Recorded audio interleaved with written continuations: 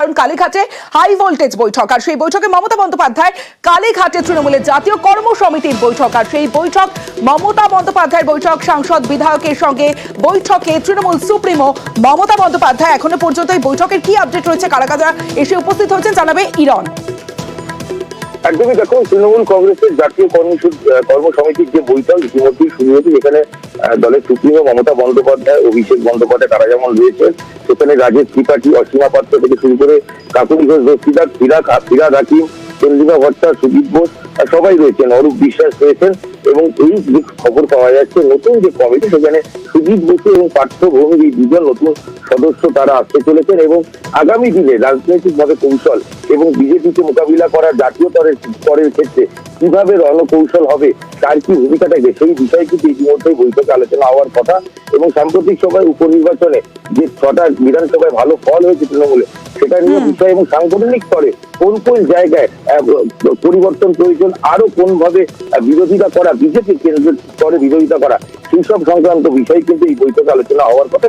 ইতিমধ্যেই যে বৈঠক শুরু হয়েছে বলে ইতিমধ্যেই জানা যাচ্ছে। বেশ ইরন, অর্থাৎ 24-এ যে ঝড় তৃণমূলের, তারপরে আমরা যে দেখলাম উপনির্বাচনে বাংলার যে 6 কেন্দ্রে, সেই 6 কেন্দ্রেও তৃণমূলের জয় জয়কার। তারপরে আজ এই বৈঠক, কর্মসমিতির বৈঠক, একাধিক বিষয় আলোচনা হতে পারে এই বৈঠকে এবং তার সঙ্গে রদবদলের কতটা সম্ভাবনা রয়েছে জানাবে আবির রয়েছে আমার সঙ্গে। আবির,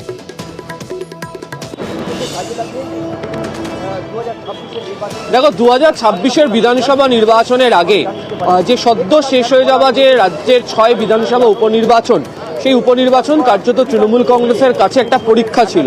তার কারণ হচ্ছে যে আরজি করের মতো ইস্যুকে ঘিরে যেভাবে বিভিন্ন মহল থেকে রাজ্যের শাসক দলকে রাজনৈতিকভাবে আক্রমণ শানানো হচ্ছিল, তার মোকাবিলা করতে নেবে তৃণমূল কংগ্রেস কিভাবে এই ভোট প্রক্রিয়া সঙ্গে সংযুক্ত থেকে নির্বাচনে জয়লাভ করতে পারেন, তার দিকে প্রত্যেকের নজর থাকে।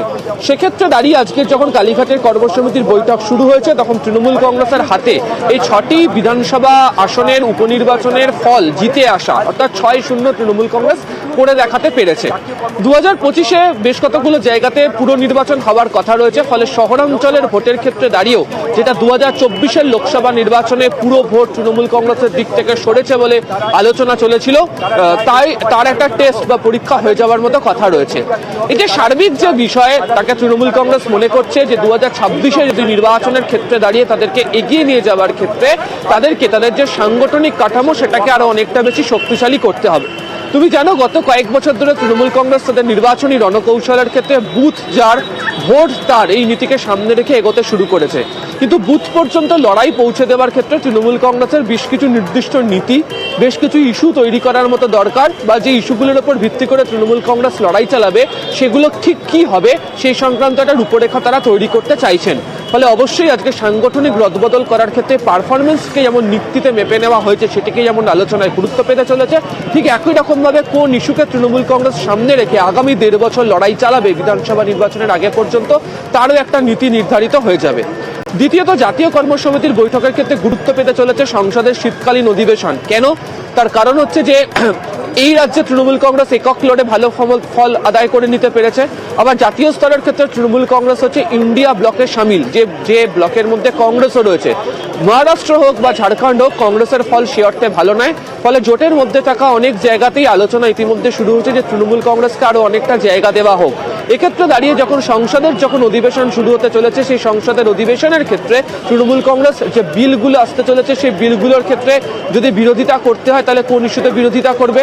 দ্বিতীয়ত হচ্ছে কংগ্রেস বা বাকি বিরোধী দলগুলির ক্ষেত্রে ফ্লোর কোঅর্ডিনেশন কি বজায় রাখবে, এবং তৃতীয়ত হচ্ছে সাংসদদের কি ভূমিকা হয় সংসদের শীতকালীন অধিবেশনে হতে চলেছে, তারও একটা বার্তা আজকে মমতা বন্দ্যোপাধ্যায় তিনি দিয়ে রাখবেন। ফলে সার্বিকভাবে শৃঙ্খলা বজায় রেখে দল কোন পথে পরিচালিত হতে চলেছে এবং সংগঠন শক্তিশালী করার ক্ষেত্রে কি ভূমিকা বা কি নীতি নির্ধারিত হবে, সেই সংক্রান্ত বার্তাই আজকের বৈঠক থেকে তিনি রাখছেন, এমনটাই সূত্র মারফত খবর। তমশ্রী, আমি সঙ্গে থাকো।